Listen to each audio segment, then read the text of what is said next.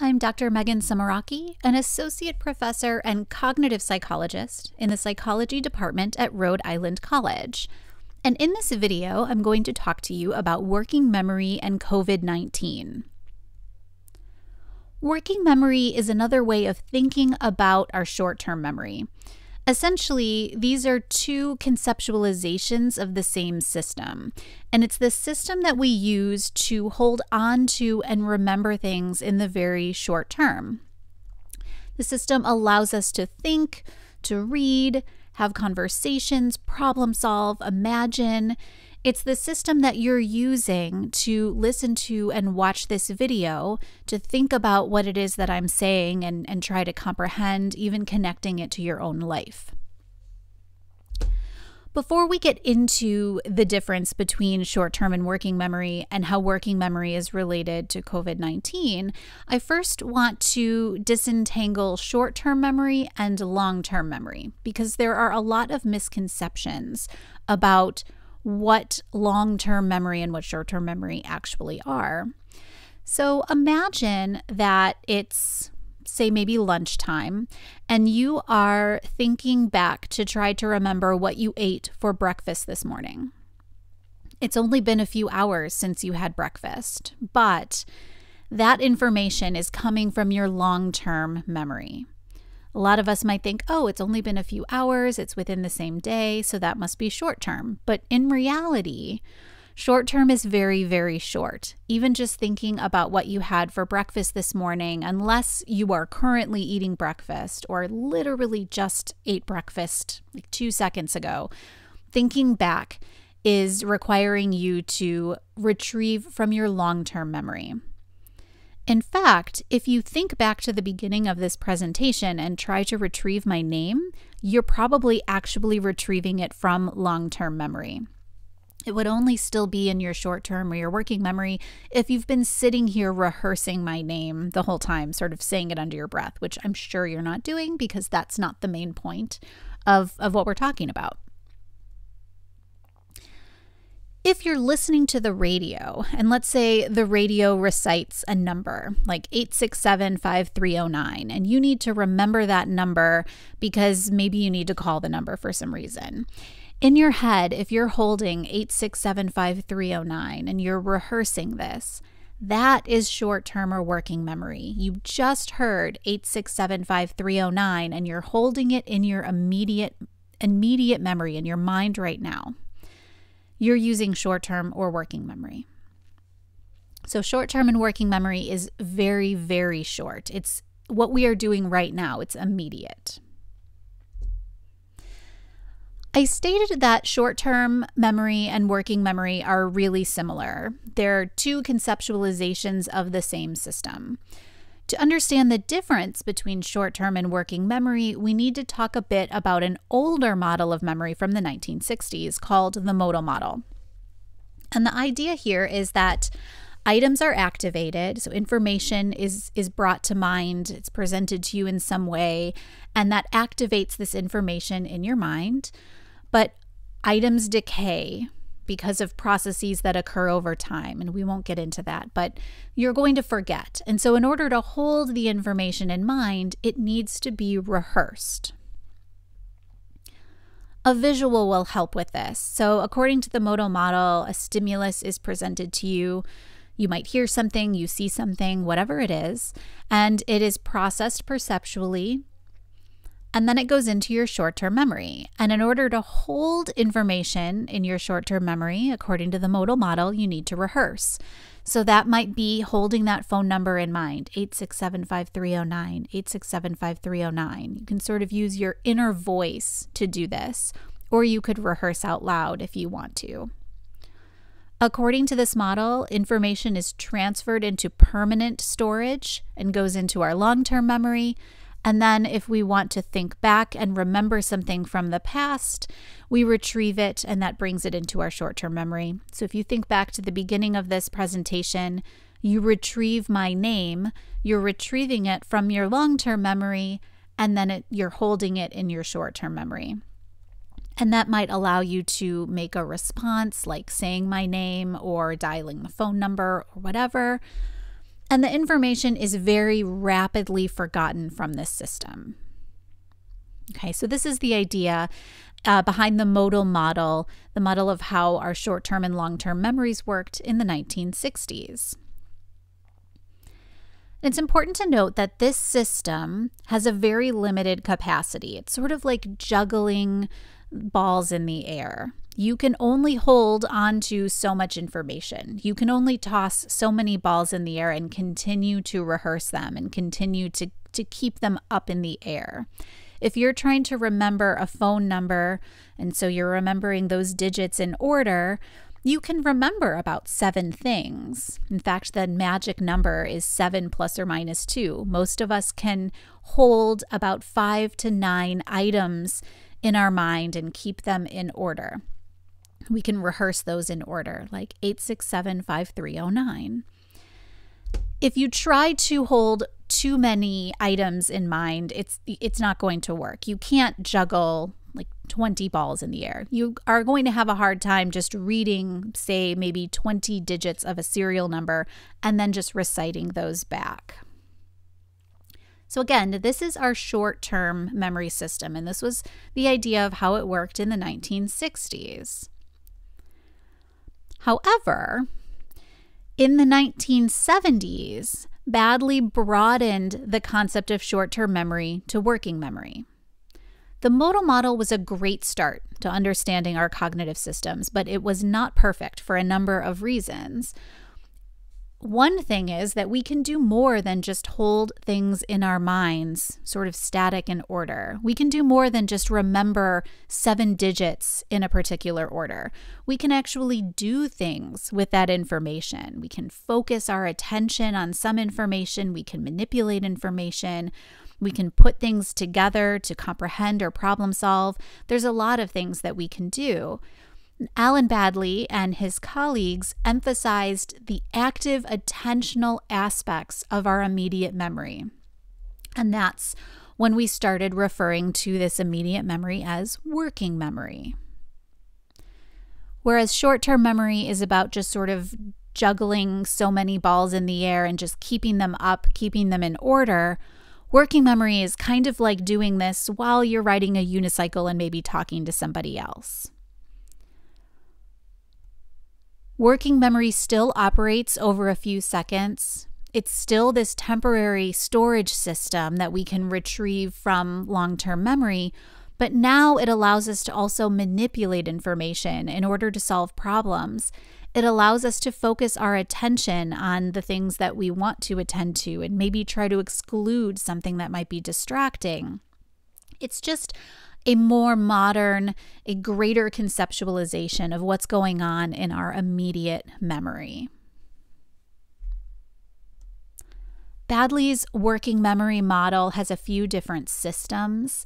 The central executive is our attentional control system, and that system works kind of like a conductor. It manages the information in the other systems. It helps us integrate information. It's basically running the show. The phonological loop also has a phonological buffer. It allows us to store language information. It allows us to articulate and rehearse so we can still hold phone numbers in our minds using the phonological loop.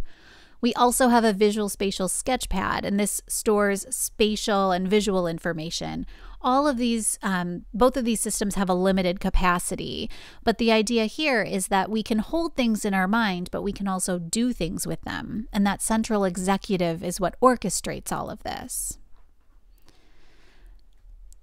How do we measure our working memory? One way is to use the operation span.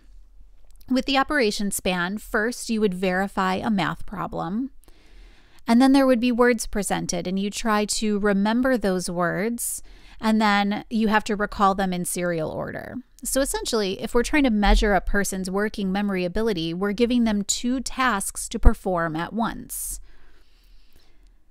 Here's what this might look like. The participant would see a math problem like 7 times 7 plus 1 equals 50, and their job is to verify if that is in fact correct. And the answer in this case is yes. And then they have to remember the word bean. 10 divided by 2 plus 6 equals 10. Well, no, that's not correct. Now we have to add the word cat. 4 times 2 plus 1 equals 9. Yes, that's true. We add the word salt. 3 divided by 1 plus 4. Yes, that's true. We add the word tree. 5 divided by 5 plus 1 equals 2. We add the word bench. 8 times 2 minus 4 equals 10. We add the word hat.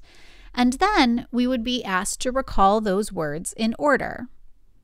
So if we were able to achieve this level of span, if we can do 6 items, we would then be able to retrieve bean, cat, salt, tree, bench, hat.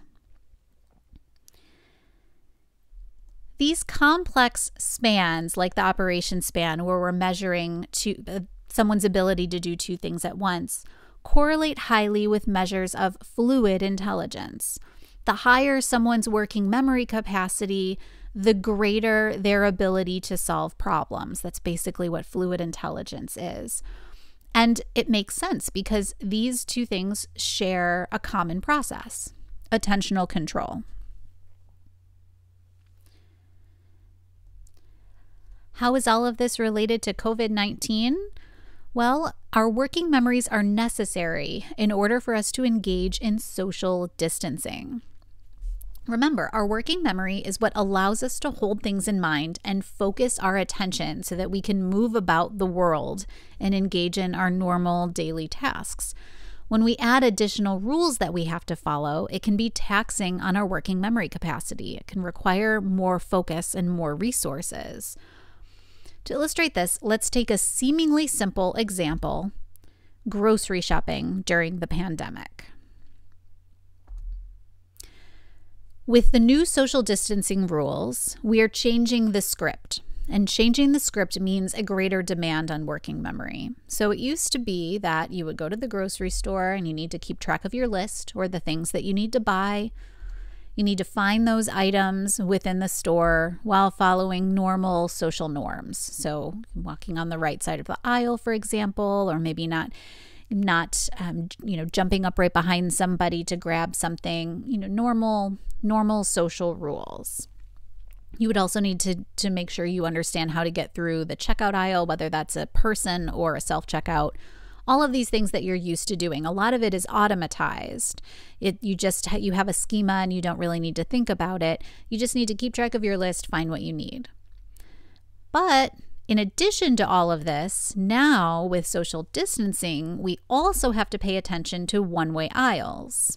So you're needing to follow those arrows and make sure that you're going up the up aisles and down the down aisles.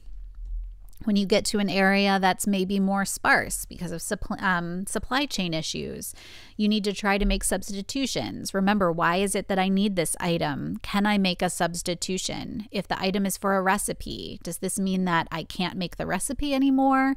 Maybe I don't need some things on my list anymore. Maybe I need more of something to make up for it. That could be in another area, right? So you're trying to do all of these things and keep all of these things in mind, while making sure not to touch your face and keeping your mask on appropriately. The mask might be itching your face, especially when this first started. You're not used to it, and so it's even harder to remember, don't touch your face. Don't touch your glasses. If you're wearing glasses, the mask might be fogging the glasses. You're trying to remember to engage with hand sanitizer. How often should you be doing that? Where is your hand sanitizer? You're staying 6 feet apart from everybody else. It's a pretty big demand on working memory.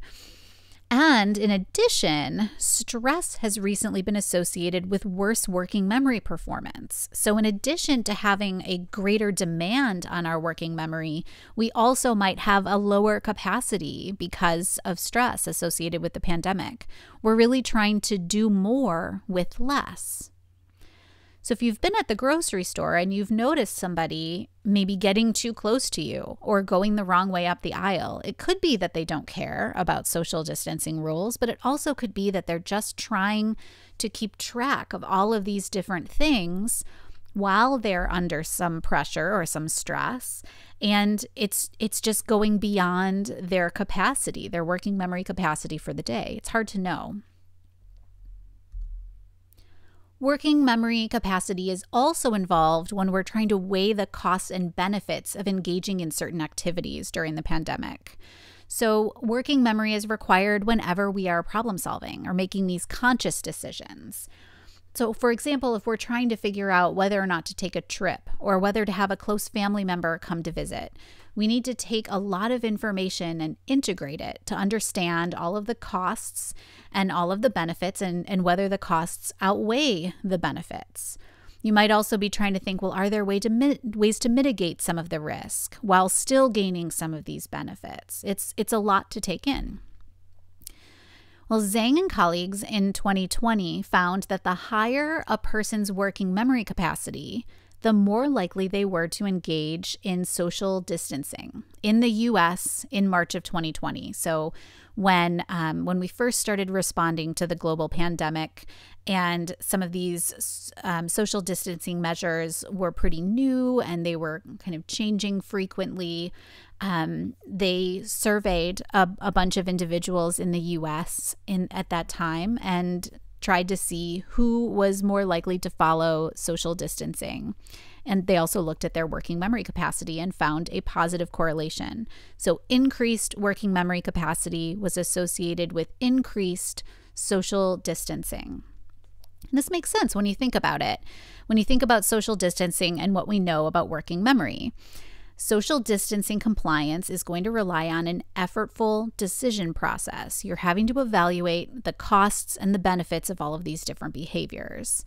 And these decisions require working memory capacity instead of just relying on our normal habits. So you're trying to weigh all of those costs and benefits and execute those social distancing behaviors. It's going to be less taxing for somebody that just has a greater working memory ability in general. And this could potentially lead to more social distancing for those individuals. So we do have to remember this research is correlational, and that means that we just know that the two things are associated. It doesn't mean that one necessarily caused the other.